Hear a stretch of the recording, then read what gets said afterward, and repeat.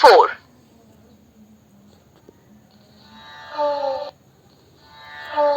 श्री भगवान बोले, मैंने यह अविनाशी योग विवस्वान को सिखाया था।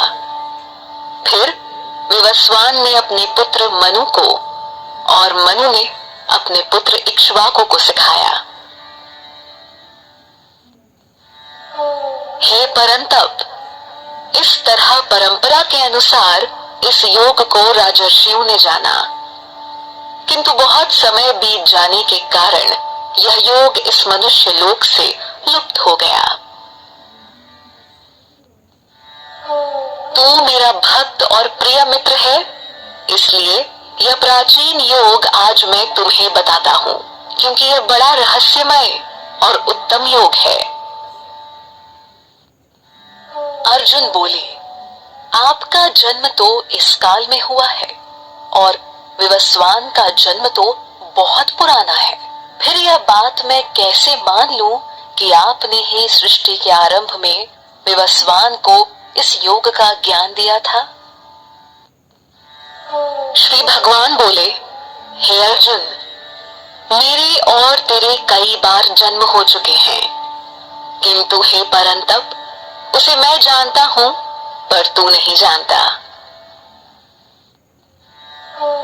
यद्यपि मैं अजन्मा हूँ और मेरी प्रकृति न बदलने वाली है, तथा मैं सभी प्राणियों का ईश्वर भी हूँ, फिर भी प्रकृति के विपरीत मैं अपनी योग माया से जन्म लेता हूँ। हे भारत, जब जब धर्म की हानि और अधर्म की वृद्धि होती है, तब तब मैं साकार रूप में प्रकट होता हूँ। साधुओं की रक्षा करने के लिए और पाप कर्म करने वालों का विनाश करने के लिए तथा धर्म की स्थापना के लिए मैं प्रत्येक युग में प्रकट होता रहा हूँ। हे अर्जुन, जो पुरुष मेरे दिव्य जन्म और कर्म के सत्य को जान लेता है, वह शरीर को त्याग कर फिर जन्म न लेकर मुझे ही प्राप्त होता है, अर्थात जन्म मरण के बंधन से मुक्त हो जाता है। राग, भय और क्रोध से मुक्त, मेरे आश्रय में आकर मुझ में विलीन होकर तथा ज्ञान रूप तप से पवित्र होकर बहुत से भक्त मेरे स्वरूप को प्राप्त हो चुके हैं। हे पार्थ, जो मुझे जैसे भजते हैं, मैं उन पर वैसे ही कृपा करता हूँ। अतः सभी मनुष्य सब प्रकार से मेरे ही मार्ग का अनुकरण करते हैं। सामान्य पुरुष इस लोक में कर्मों के फल को चाहते हुए देवताओं को पूजते हैं, क्योंकि इस लोक में कर्मों के फल शीघ्रता से प्राप्त हो जाते हैं। गुण और कर्मों के आधार पर चारों वर्ण मेरे द्वारा रचे गए हैं। यद्यपि मैं उसका कर्ता हूँ, फिर भी तुम मुझे अकर्ता और अविनाशी ही जानो। कर्मों के फल में मेरी कामना नहीं है, इसलिए कर्म मुझे प्रभावित नहीं करते, और जो मुझे तत्व से जान लेता है वह कर्मों से नहीं बंधता। पूर्व काल में मोक्ष पाने वाले पुरुषों ने भी इसी प्रकार के कर्म किए थे, इसलिए तू भी पूर्वजों के समान किए जाने वाले कर्मों को ही कर। कर्म क्या है और अकर्म क्या है, इस विषय में बुद्धिमान पुरुष भी भ्रम में पड़ जाते हैं। इसलिए मैं तुम्हें कर्म और अकर्म का स्वरूप समझाऊंगा, जिसे जानकर तू संसार बंधन से मुक्त हो जाएगा।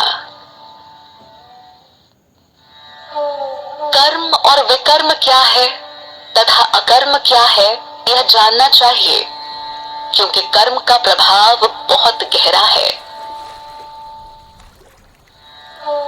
जो मनुष्य कर्म में अकर्म देखता है और अकर्म में कर्म देखता है, वह मनुष्यों में सबसे बुद्धिमान है, योगी है और संपूर्ण कर्मों को करने वाला है।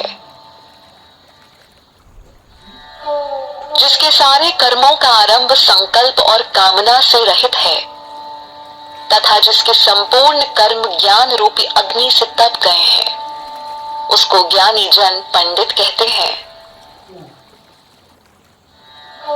जो कर्म फल में लगाव का त्याग करके उस पर निर्भर न रहकर सदा तृप्त है, वह कर्मों में अच्छी तरह से लगा हुआ भी वास्तव में उन कर्मों का कर्ता नहीं माना जाता। जिसने मन और बुद्धि को वश में कर लिया है तथा सब प्रकार के भोगों का त्याग कर दिया है, ऐसा पुरुष शारीरिक कर्म करते हुए भी पाप को प्राप्त नहीं होता। जिस मनुष्य को जो कुछ मिल जाए उसमें ही संतुष्ट रहता हो, जो ईर्ष्या और द्वंद्वों से मुक्त रहकर सफलता और असफलता में समभाव रहे, वह कर्म करते हुए भी उससे नहीं बंधता। जिस पुरुष के मन में लगाव सदा मिट गया है और वह मुक्त है, जिसका चित्त ज्ञान में स्थित है, यज्ञ के लिए इस प्रकार का कर्म करने वाले पुरुष के समस्त कर्म विलय हो जाते हैं। जिस यज्ञ में अर्पण भी ब्रह्म है, यज्ञ में प्रयोग किया द्रव्य भी ब्रह्म है और ब्रह्म रूप कर्ता के द्वारा ब्रह्म रूप अग्नि में आहुति देने की क्रिया भी ब्रह्म है, ऐसे यज्ञ को करने वाले जिस मनुष्य की ब्रह्म में कर्म समाधि हो गई है, उसके द्वारा प्राप्त फल भी ब्रह्म ही है। कुछ योगी जन यज्ञ के द्वारा देवताओं का पूजन करते हैं, जबकि दूसरे ज्ञानी जन ब्रह्म रूपी अग्नि में अपने आप को समर्पित करते हुए यज्ञ करते हैं।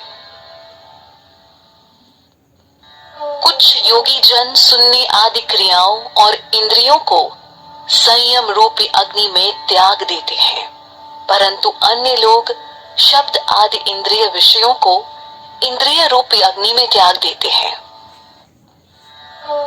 दूसरे योगी जन संपूर्ण इंद्रियों और प्राणों की क्रियाओं को ज्ञान से प्रकाशित आत्म संयम योग की अग्नि में त्याग किया करते हैं। कुछ साधक द्रव्य रूपी यज्ञ, तपस्या रूपी यज्ञ और योग रूपी यज्ञ करने वाले होते हैं और कुछ अन्य कठिन व्रत तथा स्वाध्याय रूपी ज्ञान यज्ञ करने वाले होते हैं। कई योगी जन अपान वायु में प्राण वायु को अर्पित करते हैं तथा प्राण में अपान की आहुति देते हैं। कई प्राण और अपान की गति को रोककर प्राणायाम करने वाले होते हैं। अन्य कितने ही योगी नियमित आहार करने वाले प्राणों को प्राणों में अर्पित किया करते हैं। ये सभी साधक यज्ञों द्वारा पापों का नाश करने वाले और यज्ञों को जानने वाले हैं। हे कुरुश्रेष्ठ, त्याग और अर्पण से बचे हुए अमृत का अनुभव करने वाले पुरुष सनातन ब्रह्म को प्राप्त होते हैं। यज्ञ न करने वाले पुरुष को यह लोक भी नहीं मिलता, तो फिर परलोक कैसे मिलेगा? ऐसे अनेक प्रकार के यज्ञों का वर्णन वेदों में विस्तार से है। इन सब को कर्मों से उत्पन्न जान।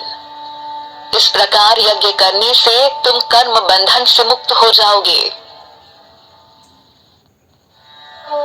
हे परंतप, द्रव्य में यज्ञ से ज्ञान यज्ञ श्रेष्ठ है, क्योंकि हे पार्थ, संपूर्ण कर्म ब्रह्मात्म अर्थात तत्व ज्ञान में समाप्त हो जाते हैं। अतः तू तत्वज्ञानी महापुरुष के पास जाकर उस तत्व ज्ञान को समझ, उनको साष्टांग दंडवत करने, उनकी सेवा करने और सरलता पूर्वक प्रश्न करने से वे तुझे उस तत्व ज्ञान का उपदेश देंगे। हे पांडव, तत्व ज्ञान के अनुभव के बाद पुनः तुम्हें इस प्रकार का मोह नहीं होगा और तुम सभी प्राणियों को अपने आत्म स्वरूप में तथा परमात्म स्वरूप में ही देखोगे। यदि तू पापियों से भी अधिक पापी है, तो भी तू ज्ञान रूपी नौका द्वारा निश्चय ही संपूर्ण पाप सागर को पार कर जाएगा। हे अर्जुन, जिस प्रकार प्रज्वलित अग्नि सब प्रकार के ईंधनों को भस्म कर देती है, उसी प्रकार ज्ञान रूपी अग्नि सभी कर्मों को भस्म कर देती है।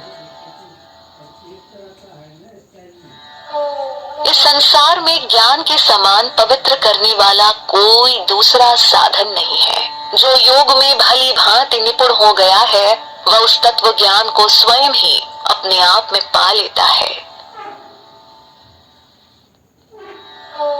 श्रद्धावान, तत्पर और जिस पुरुष ने अपनी इंद्रियां वश में कर ली हो, वह पुरुष ही ज्ञान प्राप्त करता है। ज्ञान प्राप्त करके वह शीघ्र ही परम शांति को प्राप्त कर लेता है। अज्ञानी, श्रद्धाहीन और संशयुक्त मनुष्य नष्ट हो जाते हैं। ऐसे संशयी पुरुषों के लिए न तो यह लोक है, न परलोक है और न ही सुख है। हे धनंजय, जिसने योग द्वारा कर्मों को त्याग दिया हो, ज्ञान द्वारा जिसके संशय नष्ट हो गए हो, ऐसे आत्मवान पुरुष को कर्म से नहीं बांधते हैं। इसलिए हे भारत, तू अपने हृदय में अज्ञान से उत्पन्न संशय का ज्ञान रूपी तलवार से छेदन करके कर्म योग में स्थित होकर युद्ध के लिए तैयार हो जा।